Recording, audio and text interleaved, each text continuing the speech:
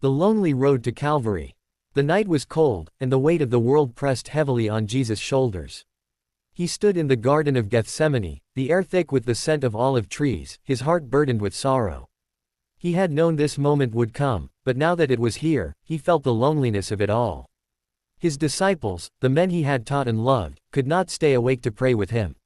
Even in his deepest anguish, he was alone. Falling to his knees, he whispered, "Father, if it is possible, let this cup pass from me.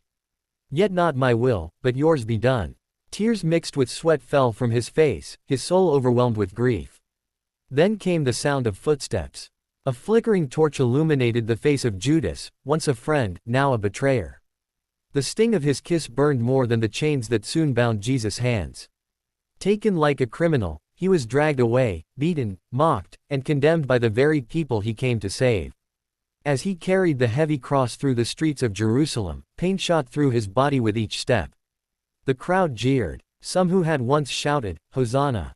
now cried, "Crucify him." His mother, Mary, watched in helpless agony, her heart breaking as her son stumbled under the weight of the cross. At Golgotha, they nailed him to the wood. The sky darkened, the earth trembled, and as he hung there, abandoned by nearly all, he looked to the heavens and cried out, my God, why have you forsaken me?" In that moment, he felt the full depth of human suffering, pain, rejection, and the crushing weight of sin. And yet, with his last breath, he whispered words of love, "Father, forgive them, for they know not what they do." Then, all was still. The world had lost its Savior. The disciples hid in fear. Mary wept at the foot of the cross. And for a moment, it seemed as if hope itself had died. But the story was not over.